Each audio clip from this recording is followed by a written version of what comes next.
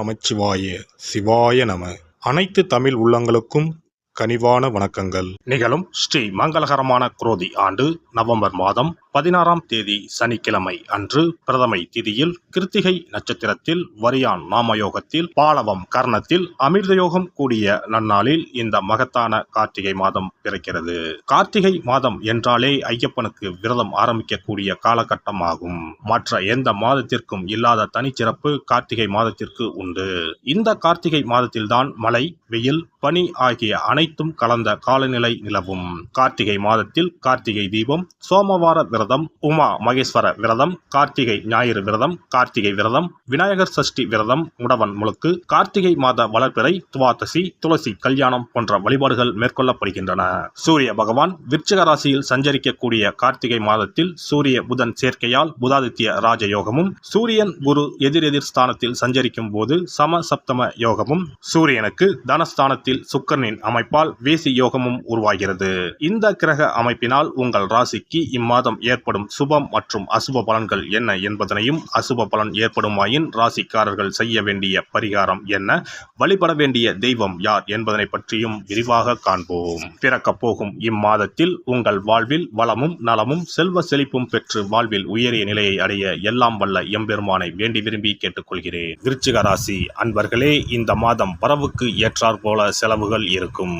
சில தடைகள் ஏற்பட்டாலும் சாதகமான பலன் வரும். விரும்பியது கிடைக்கும். அதே நேரத்தில் அதற்காக கூடுதலான முயற்சிகள் மேற்கொள்ள வேண்டியிருக்கும். பயணத்தில் தடங்கல்கள் ஏற்படலாம். மனதில் ஏதாவது ஒரு கவலை இருந்து கொண்டே இருக்கும். வாய்க்கு ருசியான உணவுகள் கிடைக்கும். உடல் ஆரோக்கியத்தில் மட்டும் கவனம் தேவை. வீண் செலவுகள் உண்டாகலாம். தொழில் வியாபாரத்தில் லாபம் குறையும். பணவரத்து சீராக இருக்கும். ஆர்டர்கள் வருவது தாமதப்படும். வாடிக்கையாளர்களிடம் அனுசரித்து செல்வது நல்லது. வியாபாரத்தில் இதுவரை இருந்து வந்த போட்டிகள் குறையும். உத்தியோகத்தில் இருப்பவர்களுக்கு வீண் அலைச்சல் ஏற்படும். சக ஊழியர்களிடம் இருந்து வந்த மன வருத்தங்கள் நீங்கும். மேல் அதிகாரிகள் சொன்ன வேலையை செய்து முடிப்பதில் ஆர்வம் காட்டுவீர்கள். குடும்பத்தில் வீண் குழப்பம் ஏற்பட்டு நீங்கும். வாழ்க்கை துணையின் பேச்சை கேட்டு செயல்பட வேண்டி இருக்கும். கணவன் மனைவிக்கு இடையே வாக்குவாதங்களை தவிர்ப்பது நல்லது. பிள்ளைகளுடன் அனுசரித்து செல்வது நல்லது. உறவினர்கள் நண்பர்கள் மூலம் கிடைக்கும் உதவிகள் தாமதப்படும். பெண்களை பொறுத்தவரை கூடுதலாக செய்யும் முயற்சிகள் மூலம் விரும்பியபடி காரியத்தை செய்து முடிப்பீர்கள். உடல் ஆரோக்கியத்தில் கவனம் தேவை. கலைத்துறையினரை பொறுத்தவரை வேலை தவறி உணவு உண்ணும்படி நேரலாம். தொழிலில் திடீர் போட்டிகள் இருக்கும். வீண் வார்த்தைகளை பேசுவதை தவிர்ப்பது நல்லது. மனம் நிறைவடைவதற்காக கூடுதலாக உழைக்க வேண்டியிருக்கும். அரசியல் துறையினருக்கு அதிகம் பணியாற்றுவதால் உடல் சோர்வடைய நேரலாம். வீண் பேச்சுக்களை தவிர்ப்பது நல்லது. எடுத்துக்கொண்ட வேலைகளில் ஏதாவது வேண்டாத பிரச்சனைகள் தலை தூக்கலாம். மாணவர்களுக்கு எதிலும் எச்சரிக்கையுடன் ஈடுபடுவது நல்லது. கல்வியில் வெற்றி பெற கூடுதல் கவனம் தேவை. நட்சத்திர பலன்கள். விசாகம் 4ஆம் பாதம். இந்த மாதம் குடும்பத்தில் இருந்த சண்டைகள் நீங்கும். கணவன் மனைவி ஒருவருக்கொருவர் புரிந்து கொண்டு செயல்படுவார்கள். பிள்ளைகள் மூலம் பெருமை உண்டாகும். புத்தி சாதுரியத்தால் பொருள் சேர்க்கை ஏற்படும். தாய்வழி உறவினர் மூலம் உதவிகள் கிடைக்கும். அனுஷம் நட்சத்திரம். இந்த மாதம் தடைப்பட்ட காரியங்களில் தடைகள் நீங்கும். பணவரத்து எதிர்பார்த்தபடி இருக்கும். ஆன்மீக எண்ணம் அதிகரிக்கும். மாணவர்களுக்கு கல்வியில் இருந்த தடைகள் விலகும். தேவையான பண உதவி கிடைக்கும். கேட்டை நட்சத்திரம். இந்த மாதம் பொருளாதார சிக்கல் ஏற்பட்டு நீங்கும். எந்த ஒரு காரியத்திலும் தெளிவான முடிவு எடுக்க முடியாத நிலை ஏற்பட்டு பின்னர் சரியாகும். சொன்ன சொல்லை காப்பாற்றி விடுவீர்கள். அதனால் உங்களின் மதிப்பு கூடும். எதிர்ப்புகளை சமாளித்து முன்னேற எடுக்கும் முயற்சிகள் யாவும் சாதகமான பலன் தரும். கந்த சஷ்டி கவசம் சொல்லி முருகனை வணங்கி வர எதிர்ப்புகள் நீங்கும். கஷ்டங்கள் குறையும். சிறப்பு தொகுப்பு. கண் திருஷ்டிகள் அகன்று தடைப்பட்டு கொண்டிருக்கும் காரியங்கள் நிறைவேற செய்ய வேண்டிய பரிகாரம் என்ன என்பதனை பற்றி காண்போம். வாழ்க்கையில் நல்ல நிலையில் இருந்தவர்கள் கூட திடீரென்று பொருளாதாரம் இழந்து மன கஷ்டங்களுடன் வாழும் நிலை ஏற்படும். இந்த நிலை எதனால் ஏற்பட்டது என்று ஆராய்ந்து பார்த்தால் பெரும்பாலும் அவர்களின் மீதான கண் திருஷ்டிதான் காரணமாக இருக்கும். கல்லடி பட்டாலும் கண்ணடி படக்கூடாது என்று சொல்வார்கள் அல்லவா, அது உண்மைதான். இது போன்ற பிறரின் பொறாமை கொண்ட கண் திருஷ்டியினால் பலரின் வாழ்க்கை சிரமத்திற்கு ஆளாக நேரிடும். இது போன்ற கண் திருஷ்டிகளிலிருந்து எப்படி தப்பிப்பது? இருக்கவே இருக்கிறது எளிதாக கிடைக்கும் ஊமத்தஞ்செடி. தெய்வ சக்தி நிறைந்த செடியாக கருதப்படும் ஊமத்தஞ்செடியின் காய், பூ, இலைகள் என அனைத்தும் தீய சக்திகள் விரட்ட பரிகாரத்துக்கு பயன்படுகிறது. பொதுவாக ஊமத்தம் காய்க்கு கெடுதலை அகற்றக்கூடிய சக்தி உண்டு. நம் வீட்டில் உள்ள எதிர்மறை சக்தியை அகற்றுவதற்கு ஊமத்தங்காய் தீபம் சிறந்த பரிகாரமாகிறது. தெய்வீக மகத்துவம் நிறைந்த ஊமத்தங்காய் மற்றும் பூவையும் எடுத்துக்கொள்ளுங்கள். வீட்டுக்கு அருகில் இல்லை என்றால் நாட்டு மருந்து கடைகளில் கிடைக்கும். இந்த 2 பொருட்களையும் மஞ்சள் தண்ணீரை கொண்டு நன்றாக கழுவி விடுங்கள். சிறிது நேரம் அவற்றிலுள்ள ஈரம் போக ஆறவிட்டு பிறகு அவற்றை ஒரு மஞ்சள் துணியில் குலதெய்வத்தை வேண்டி ₹1 நாணயத்தோடு சேர்த்து முடிந்து வீட்டின் நிலைப்படியில் கட்டி தொங்கவிடுங்கள்.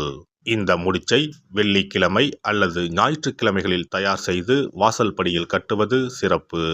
தினமும் வீட்டில் தீபம் ஏற்றி காண்பிக்கும் போது இந்த முடிச்சுக்கும் காண்பிக்கவும். இதேபோல் ஊமத்தம் இலைகள் கிடைத்தால் அந்த இலைகளை சுத்தமான மஞ்சள் தண்ணீரில் கழுவிவிட்டு அவற்றை கொண்டு வீட்டில் இருக்கும் விநாயகருக்கு திங்கள் கிழமைகளில் தொடர்ந்து அர்ச்சனை செய்து வர வேண்டும். ஊமத்தம் பூவையும் விநாயகருக்கு சூட்டலாம். 3 வாரங்கள் தொடர்ந்து திங்கள் கிழமைகளில் விநாயகருக்கு ஊமத்தை இலையால் அர்ச்சனை செய்து ஊமத்தம் பூவை சூட்டி வழிபட்டால் வீட்டில் உள்ள கெட்ட சக்தி நடமாட்டம் மற்றும் கண் திருஷ்டிகள் தீரும். ஊமத்தம் செடியும் சிவபெருமானுக்கு உகந்த இலை ஆகும். இந்த ஊமத்தங்காய் வைத்து சிவபெருமானுக்கு தீபம் ஏற்றி வழிபடுவதன் மூலம் நமது பிரச்சனைகளில் இருந்து எளிதாக விடுபட முடியும். முதலில் 2 ஊமத்தங்காய்களை எடுத்துக்கொள்ள வேண்டும். அவற்றின் மீது முட்கள் இருப்பதால் மிகவும் கவனமாக கையாள வேண்டும். ஊமத்தங்காயின் காம்பு பகுதிகளை வெட்டி கொண்டு கத்தியை பயன்படுத்தி ஊமத்தங்காயின் உள்ளே இருக்கும் விதை பகுதியை முழுவதுமாக நீக்கிவிட வேண்டும். பின்னர் 2 அகல் விளக்குகள் மற்றும் விளக்கு வைப்பதற்கான 2 தட்டுகளை எடுத்து சுத்தம் செய்து அவற்றிற்கு மஞ்சள் குங்குமம் போட்டு வைத்துக் கொள்ள வேண்டும். பின்னர் 2 தட்டின் மீதும் ஒவ்வொரு அகல் விளக்கை வைத்துக் கொள்ள வேண்டும். அதன் பிறகு எப்போதும் பூஜை செய்வதற்கு வைப்பது போன்ற வெத்தலைப்பாக்கு, பழம் போன்றவற்றை வைத்துவிட்டு 2 விளக்குகளையும் ஏற்றி சிவபெருமானை மனதார வேண்டிக் கொள்ள வேண்டும். எனக்கு இருக்கும் பிரச்சனைகள் அனைத்தும் தீர்ந்து இன்பமான வாழ்க்கை கிடைக்க வேண்டும் என வேண்டிக் கொள்ள வேண்டும். இந்த பூஜையை வெள்ளிக்கிழமை அன்று தொடங்கினால் தொடர்ந்து 9 வெள்ளிக்கிழமைகள் செய்ய வேண்டும். ஊமத்தங்காயின் மீது எவ்வாறு முட்கள் இருக்கிறதோ அதுபோல நமது வாழ்க்கையில் இருக்கும் முட்கள் போன்ற பிரச்சனைகளை அவை தீர்த்து வைக்கின்றன. இந்த பூஜையை நாம் தொடர்ந்து செய்து வருவதால் நம் மீது இருக்கும் கண் திருஷ்டிகள் அகன்றுவிடும். தீராத துயரங்கள் தீர்ந்துவிடும். பணம், நகை நம்மிடம் பெருகி வரும்.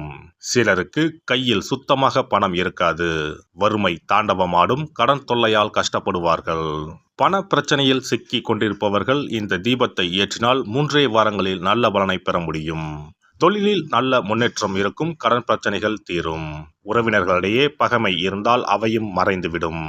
நோய்வாய் உள்ளவர்கள் இந்த தீபத்தை ஏற்றுவதன் மூலம் நல்ல பலனை பெற முடியும். பொதுவாகவே எந்த பரிகாரம் என்றாலும் அதை முழு நம்பிக்கையுடன் செய்தால் மட்டுமே முழு பலன் கிடைக்கும் என்பதை நினைவில் கொள்ளுங்கள்.